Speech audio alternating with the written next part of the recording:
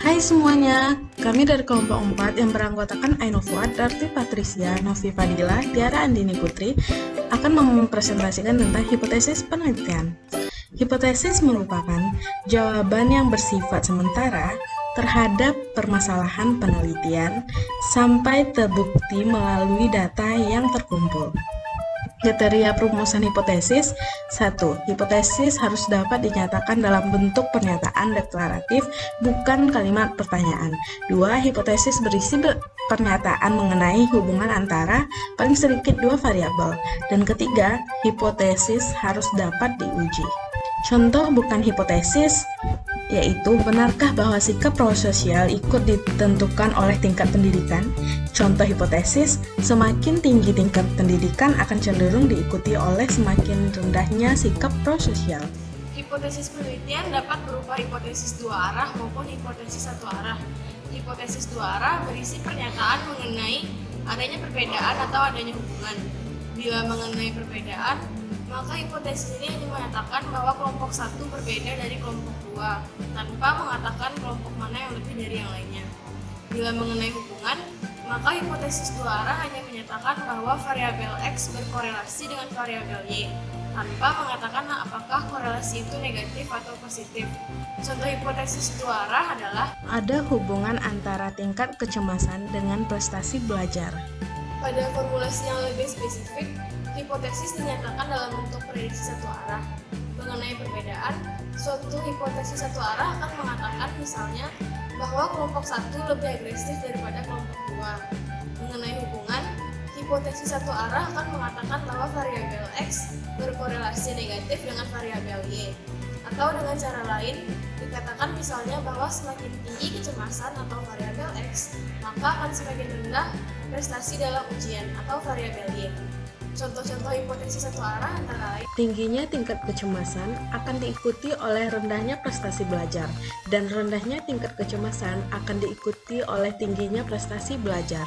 Pada contoh hipotesis satu arah yang pertama, isinya jelas mengatakan bahwa satu kelompok lebih tinggi dalam hal tingkat agresivitas daripada kelompok lainnya. Pada contoh kedua, isinya menunjukkan arah hubungan yang berlawanan, atau dalam istilah korelasi disebut korelasi negatif. Tentu saja hipotesis satu arah dapat pula dinyatakan dalam bentuk korelasi positif. Yaitu hipotesis statistik. Rumusan-rumusan hipotesis penelitian pada gilirannya sewaktu-waktu akan diuji dengan menggunakan metode statistika. Perlu diterjemahkan dalam bentuk simbolik. Simbol-simbol yang digunakan dalam rumusan hipotesis statistik adalah simbol-simbol parameter. Parameter di sini maksudnya adalah besaran-besaran yang ada pada populasi. Sebagai contoh, hipotesis penelitian yang menyatakan mengenai perbedaan-perbedaan agresivitas antara siswa sekolah 1 dan siswa sekolah 2 yang mengandung arti bahwa terdapat perbedaan rata-rata tingkat agresivitas antara siswa 1 dari kedua sekolah tersebut. Dalam statistika, rata-rata berarti mean yang mempunyai simbol M, sedangkan parameter mean bagi populasi adalah mu. Oleh karena itu, simbolisasi hipotesis tersebut adalah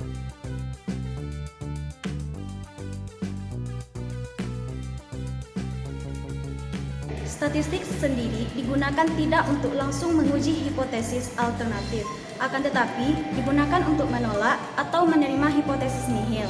Penerimaan atau penolakan hipotesis alternatif merupakan konsekuensi dari penolakan atau penerimaan hipotesis nihil. Selanjutnya, hipotesis nihil. Hipotesis nihil atau null hypothesis atau H0 adalah hipotesis yang meniadakan perbedaan antar kelompok atau meniadakan hubungan antar variabel. Apabila hipotesis alternatif menyangkut perbedaan antar kelompok, maka hipotesis nihil berisi deklarasi yang meniadakan perbedaan itu. Berikut adalah contoh-contoh hipotesis nihil. Teknik-teknik komputasi statistik melalui menguji hipotesis nihil. Penolakan terhadap hipotesis nihil akan membawa kepada penerimaan hipotesis alternatifnya, sedangkan penerimaan terhadap hipotesis nihil akan meniadakan hipotesis alternatifnya. Selanjutnya itu error tipe 1 dan error tipe 2. Setiap penggunaan teknik dalam statistika untuk menerima atau menolak hipotesis nihil akan mengandung risiko kesalahan atau error. Dalam penelitian sosial, kita tidak akan pernah dapat memiliki tingkat kepercayaan 100% pada keputusan kita mengenai apakah data empirik mendukung atau tidak mendukung. Artinya, sedikit atau banyak keputusan penolakan atau penerimaan hipotesis tentu mendukung kemungkinan terjadinya kesalahan. Makin kecil kemungkinan terjadinya kesalahan, maka kepercayaan kita terhadap keputusan akan semakin besar. Kesalahan atau error yang dapat terjadi ada dua macam. Yang pertama adalah error tipe 1, yaitu sewaktu kita menolak hipotesis nihil yang seharusnya diterima. Yang kedua yaitu error tipe 2, yaitu error ketika kita menerima hipotesis nihil yang seharusnya ditolak. Prosedur statistika memungkinkan kita menentukan seberapa besar peluang atau probabilitas kita untuk melakukan error tipe 1 dan error tipe 2. Dasarnya peluang melakukan error tipe 1 disebut tarak signifikansi dan diberi simbol P atau simbol alfa yang dinyatakan dalam proporsi atau presentasi.